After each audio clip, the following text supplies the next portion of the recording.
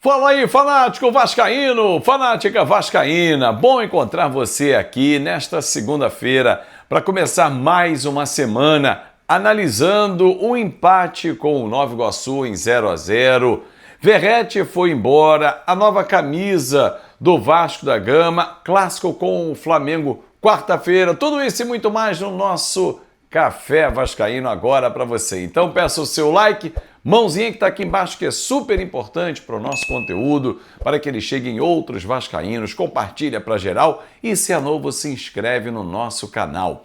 Bom, Pirata Verratti está aqui, ó, bem do meu lado, recebeu essa linda homenagem do presidente Pedrinho, tá certo, o Vasco homenagear o Verratti, que vai seguir para o Cerro Porteño, 143 jogos com a camisa do Vasco, 60 gols, momentos marcantes, momentos emocionantes, e ele se emocionou ontem em São Januário ao dar a volta no gramado para ser aplaudido pelo torcedor, receber aquele último carinho antes de se apresentar ao Cerro Porteño, porque eu sei que você, torcedor, vai seguir tendo muito carinho com o Verratti. Uma pena ele não levar na bagagem pelo menos um título, levou o de maior artilheiro do futebol brasileiro no ano passado, mas não com a camisa do Vasco sendo campeão. Levou o título com a camisa do Vasco individual, mas o coletivo acho que seria muito legal e coroaria o trabalho que ele fez, a entrega, o respeito que ele teve com a nossa camisa. Boa sorte ao Verratti, que estava com a esposa, com os filhos, tudo de bom, sucesso, e as portas do Vasco estarão sempre abertas para ele. Aliás, falando em negociação, ontem o Pedrosa trouxe a notícia e eu confirmei conversando com algumas pessoas em relação ao Bournemouth. A proposta já está na mesa do Vasco, os números já estão lá, não são números que o Vasco gostaria, o Vasco pensa um valor maior, o Diniz mais uma vez disse que se fosse o Ryan não deixaria o Vasco agora, ficaria até o final do ano, entende ele que ele pode crescer, maturar ainda mais no futebol brasileiro, mas é uma decisão muito difícil, envolve cifras muito altas, envolve uma expectativa muito grande, jogar na Premier League. Ah, Fábio, você quer que o Ryan vá embora? Não. Mas eu entendo o lado do atleta também, da família, de pensar numa estabilidade, de pensar financeiramente, porque são números muito elevados. Mas enfim, vamos aguardar o que vem por aí. Estou mostrando para vocês aí também agora na tela a camisa do Vasco. Eu estou vestindo a camisa número 1, que estreou contra a equipe do Maricá, e ontem estreou a camisa 2, a branca. Na verdade, é como se a gente estivesse observando o contraditório, né? Onde a faixa é branca, na camisa branca 2, a faixa é preta. Onde tem o preto, dá 1, é o branco, dá 2. Um detalhe que tem aqui embaixo, branco, nessa que eu estou vestindo a preta, é preto na branca. E assim vai. É uma camisa linda, como é toda a camisa do Vasco, ela é muito bonita. Os detalhes aqui, por exemplo, não tem um detalhe em branco na gola e na manga. Na branca tem um detalhe em preto na gola e na manga. Não precisa ser uma camisa rebuscada para ser uma camisa sofisticada e elegante. E essas são características da camisa do Vasco da Gama, aliás, das camisas. Óbvio que o torcedor esperava algo fantástico logo na chegada, na largada. Mas, gente, vamos lembrar que a negociação foi longa e o tempo de produção muito curto. Para você ter uma ideia, torcedor, vou trazer uma informação para você. A camisa 2027 já começa a ser desenhada agora, para ter a aprovação e ter pelo menos 9 a 12 meses para a confecção. Ou seja, o Vasco começar 2027 com uma nova camisa, e provavelmente será a número 1 de novo, e aí em março ou abril ter a camisa número 2, em agosto ter uma camisa número 3, mas tem que começar agora, não é manda para a fábrica amanhã e daqui a uma semana está tudo pronto, não, tanto que há um desabastecimento. Não só numa primeira remessa, algumas lojas oficiais do Vasco não receberam, o que é uma vergonha. Há um problema grave, porque o torcedor acaba sendo atingido. Agora, a quantidade, óbvio que não seria grande, porque foi feito um contrato muito para cima da hora, porque era um contrato complexo, e isso seria normal e esperado também. Bom, vamos falar sobre o jogo de ontem e depois, na sequência, eu falo sobre o clássico quarta-feira, no Maracanã, 9h30 da noite. Fico muito feliz que a galera tenha sentido muita falta da narração. Eu estou sentindo falta de narrar também, mas ainda estou em férias aqui nos Estados Unidos. Volto ao Brasil dia 30 e aí já na sequência, no fim de semana, eu narro o jogo, né? Então, um detalhe, a CBF transferiu a estreia do Vasco contra o Mirassol, não será mais dia 28 e sim dia 29.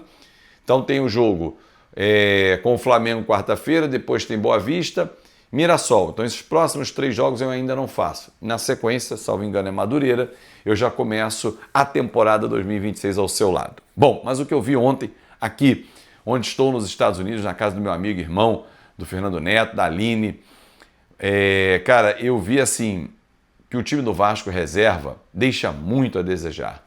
O próprio Diniz falou isso na coletiva. Ele esperava mais do time reserva pelo que vinha trabalhando. É início de temporada, não é que a cobrança tem que ser lá em cima, o sarrafo tem que estar lá no alto, mas são reservas que praticamente todos já estavam no elenco. A exceção do Rojas, que entrou no segundo tempo, Saldívia, que fez uma atuação ok, normal, estava 2 meses parado.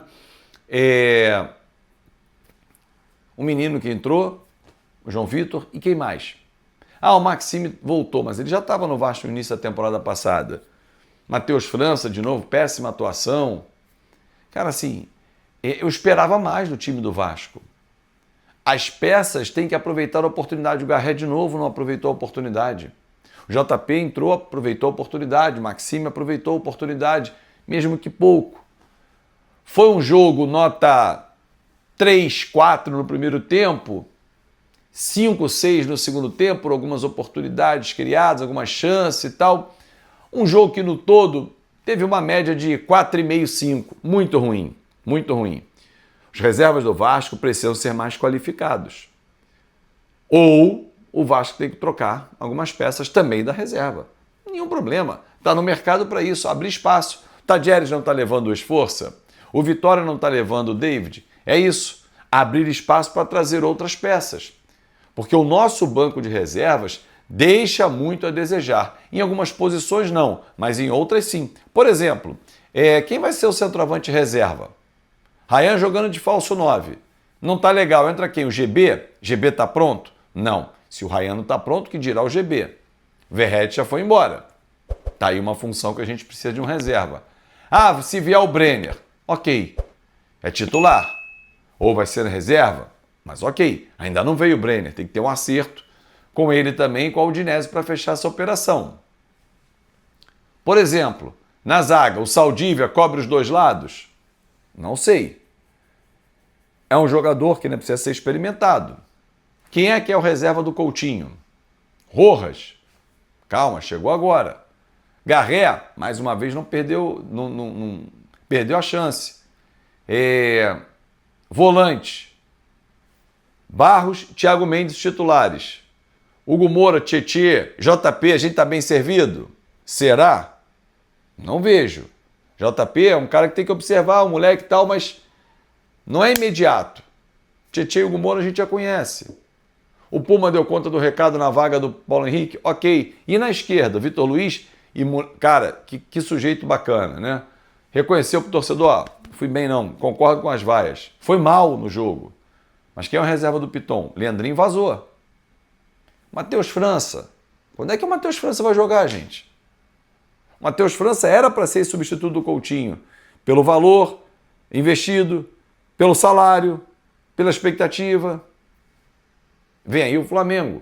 Os titulares vão voltar contra o Flamengo. Normal, essa troca porque é o início de temporada. Mas na boa, o Vasco precisa olhar o ano. E o nosso banco vai ser igual ao do ano passado, que o Diniz olhava e voltava para o campo de jogo? Quem é o reserva do Léo Jardim?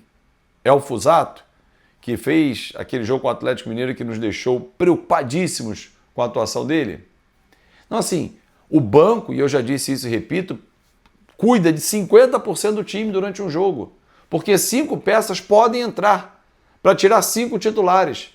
E se eles entrarem num nível lá embaixo, o adversário engole. O Flamengo vai com o Sub-20 quarta-feira. Eu não estou preocupado com o time do Flamengo, estou preocupado com o Vasco. É o início de temporada, tem que acertar, mas daqui a pouco já começa o Campeonato Brasileiro. Daqui a pouco tem a Sul-Americana, daqui a pouco tem a Copa do Brasil. E as competições se encontram. Vai precisar de elenco. Quando as competições se encontrarem, o elenco vai ser necessário. Aí você vai olhar para o banco e vai voltar para o campo. Aí não dá para bater esse desespero de novo, né? Hoje nós vamos fazer o nosso Na Conta KTO mais cedo, hein? Já para alertar você. Hoje, horário de Brasília, no Rio de Janeiro, né? Todo o Brasil, que não tem fuso horário, 11 da manhã. Eu vou ter um compromisso aqui nos Estados Unidos, então vou ter que fazer aqui 9 da manhã e aí às 11 horas, tá? Fechado? Conto com a sua participação. Um grande abraço, ótima semana, não esquece, dedo no like, comenta, compartilha, aqui a sua casa é a casa do verdadeiro torcedor vascaíno. Um grande abraço, excelente semana e vamos juntos. Até mais tarde.